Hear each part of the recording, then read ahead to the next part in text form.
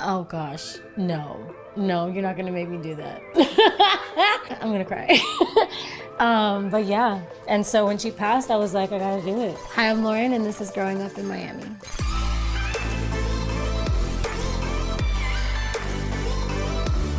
Say hi, Lauren.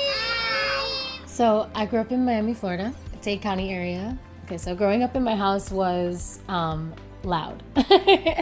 I'm one of three, so I'm the oldest of three kids. So my brother and my sister grew up with me as well. So this is my mom and my dad. This is Mike and Clara. And this is me. That's my little bug teeth that had just come in. My dad plays the drums, and so we had a drum set and a piano in the house, and like there was always a lot of ruckus, you know? Whenever we would have any parties or anything at the house, it was just loud music always playing, and everybody was always dancing and like festive, you know? So I feel like that was always really a huge reason why I gravitated towards that. I'm Cuban, like ethnically Cuban, I'm white. So I also have Spanish descent as well. My grandparents came over to America in the 60s, having to build a brand new life in a new country and have, you know, a completely new language that you have to learn and kind of hustle and integrate into that system, I guess really did influence me. It's my grandma, Abuela Angelica. She really wanted me to be a normal person. Every time I would come home, she'd be like, mija, pero ¿cuándo tú vas a regresar? Like, but mija, like, when are you coming back? Creativity was always a huge part of my life. I was always humming or like making up some dance. That was my regular thing. When I was younger, I used to dance a lot. I would do these choreographies and then I would do a performance for my family. Woo! Yes, you know, that's what I used to do.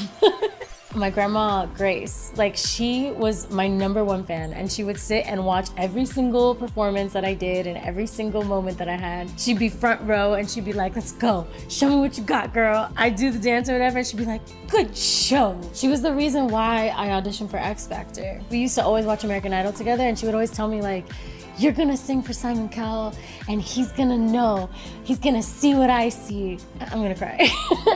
But yeah, and so when she passed, I was like, I gotta do it. And so I did it.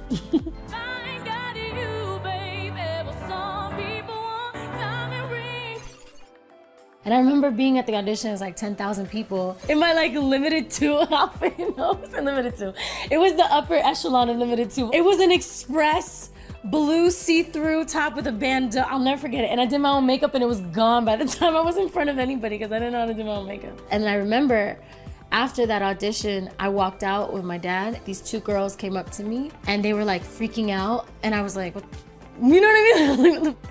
And they were like, oh my God, we heard you sing and it was just so good. And like, we're gonna be following your whole journey, like da da da. And I was literally like, what? Like, these are complete and total strangers. Like, I never experienced that before. They asked me for my autograph and I was like, what? I've been practicing this my whole life. Here you go. I mean, I 100% went into the auditions with the intention of being a solo artist, of course, as all 5 of us did. That year specifically, they really wanted a girl group because One Direction had just had a lot of success, and I knew that Simon Cowell was looking for the female One Direction. That was like the whole MO of that season, essentially. So God did what God does and orchestrated me being in that girl group. At first, I was like, I'm not supposed to be here. I'm just gonna be straight up. Like, I really, and not in like an arrogant way. It really wasn't about arrogance. It was just about intentionality of like what I had envisioned for myself. My parents even sat me down. They were like, you don't have to do this. You know, you can walk away, we can go home. We'll love and support you either way. This is an opportunity. And so if you want to make that choice and you're willing to work really hard and sacrifice like for your dream, this is your vehicle, this is the door.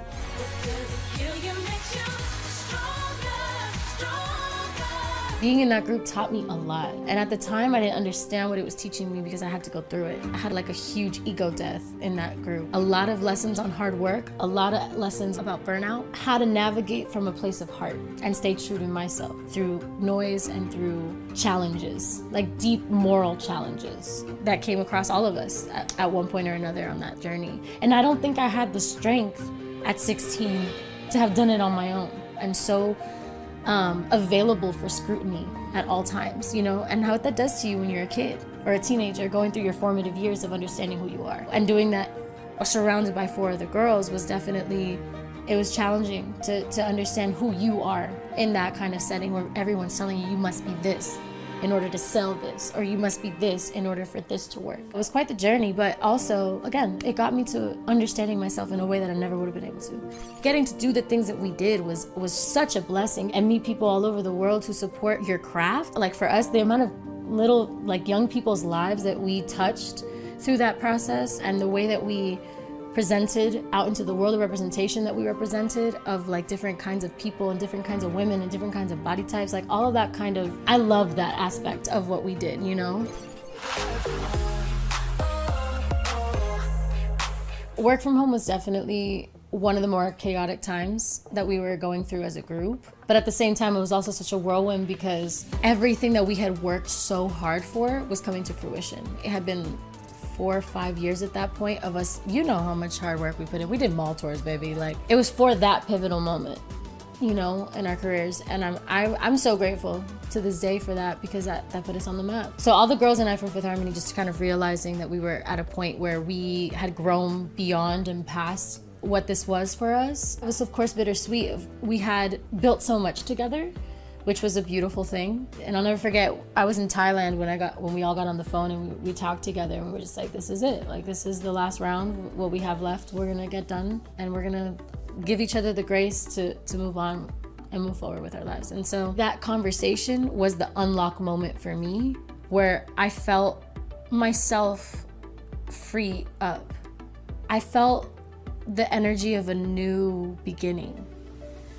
And then that allowed me to write again, because I had not written any music while I was in Fifth Harmony at all, because I didn't think I could, because I've been told I couldn't. I really had disconnected from Lauren as an artist, as a songwriter. I had just become Lauren, the pop star that would show up and do her job. I got to move into a new reality and space of self-exploration that I started sonically and then had to dive into mentally.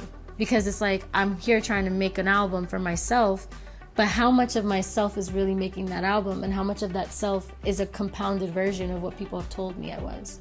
The journey of this music that I have coming out now, and the journey of this of these songs, was an unraveling process. Wish I had no expectations. Expectations was definitely one of the biggest moments for me. It was the first single solo song that I put out. I wrote that song.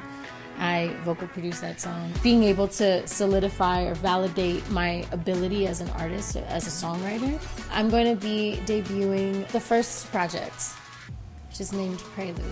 I'm excited to give it to the world and just like let my truth be in the sonics and not have to talk or explain or anything anymore. Just let the music speak for itself.